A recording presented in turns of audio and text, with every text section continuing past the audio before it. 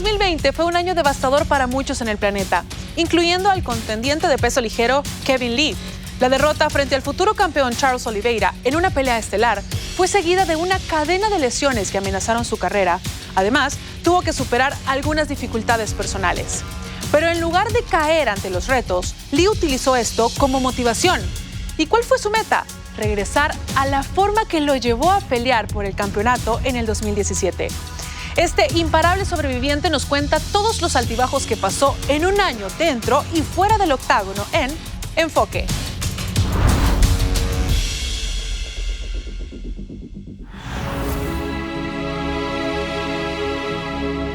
My career has been a complete learning lesson.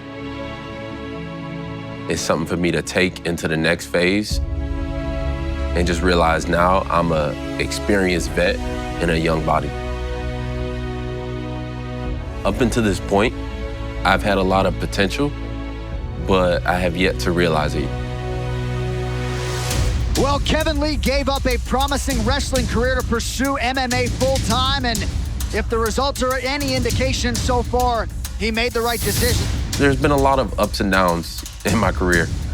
I've got a lot of fights in the UFC. At the beginning, I'm a freshman going up and up and up, just starting the climb.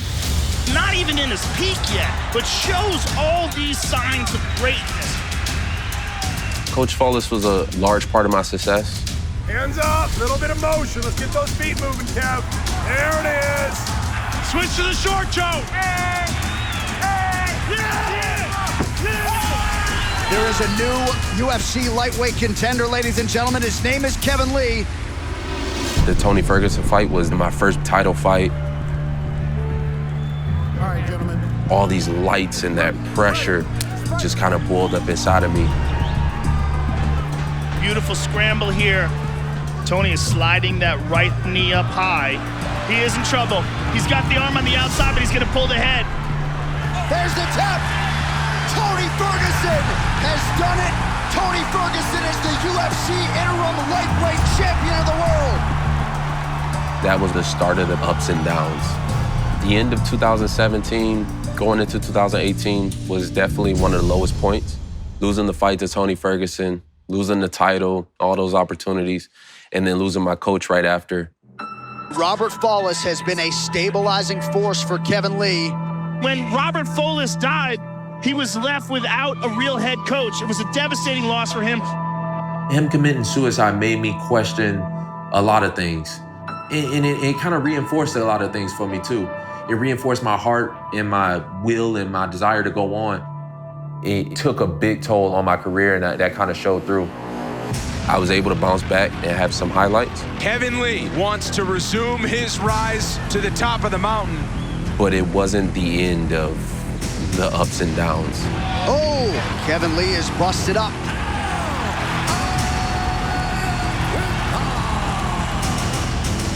The now welterweight Kevin Lee. It's a top 5 contender. That's very tight. Kevin Lee taps. Wow. Rafael Dos Anjos submits Kevin Lee. I had the highlight of my career after that against Gregor Gillespie. Yeah! Oh! That's it! Kevin Lee with the ultimate highlight tonight. I'm just trying to ride the momentum of knocking him out. I'm offered the fight against Charles, and I think I underestimated him a lot. Straight away, Charles coming in with the unorthodox strikes. Oh, gonna watch that neck. He's gonna... Oliveira forces the tap. Charles Oliveira, the biggest win of his career. And Kevin Lee is unsure of what happens. The fight against Charles Oliveira was a very humbling moment. I learned a lot there, but I wasn't finished with that process yet. I come back, I start training with my brother, I shoot, and my knee just pops out. I heard the sound, and I'm kind of laying on my back, and I just knew right away what was going on. 3 months after recovering from the first surgery, a freak accident. I tripped, stood up too fast. As soon as I heard the sound, I knew what happened with the next one. My second knee now, I do the MRI and they tell me that it was torn. Just nothing but frustration, just anger. I had broken up with my girlfriend at the time, so I lived alone, blew out both my ACLs, so I couldn't train either. And the rest of the world shut down. 2020. To combine dealing with something on a mental and emotional level, and then have to deal with something on a physical level as well. I think Kevin was in a pretty dark place. At those low points, you can almost forget what it's like to be at the high point. The practices of getting over the mental humps is realizing I'm not the high point and I'm not the low point either, that I'm somewhere in the middle of that. And then somewhere in the middle of that, I just love what I do. And I realize I want to compete and I want to train and I want to fight. Regardless of the outcome, I'm gonna train my best, I'm gonna do my best, and then whatever happens, happens. The journey is never over. For much of the year, I spent in rehab. Would have to get up, go to the UFC PI every day, twice a day. Keep your eyes on this guy. This is such a selfish sport that I forget that you need a big team around you. Good. Bryce, shake it out. We're trying to push the pace. I'm gonna be watching your heart rate. I'll let you know what speed I want you to hang around. A lot of the drills and things that I run through are going back to the voices that stand out, that are positive to me. Good stuff, man. Thanks, brother.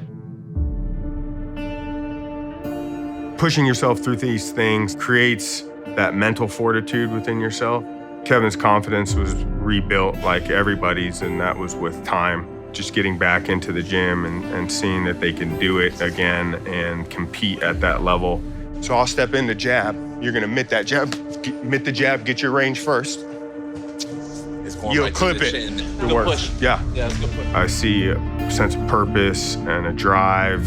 He has the mindset and the work ethic to be successful in the sport. 1, 2, 3, team! Nobody wants to go through the lows. Nobody wants to go through the losses. You don't want to make the mistakes, but I needed that. I needed those to push me to the next level in life. Get it, let's go! Not only have I been maturing as a fighter, but I've been maturing as a man, and I feel like that's the next phase of my career. If you ask me how I feel now, I just only feel excited, truly excited. I feel like a completely different person, and I'm just excited to show the world that. That was really good. Thank you. I've always seen myself as a UFC champion, and now it's time to realize it.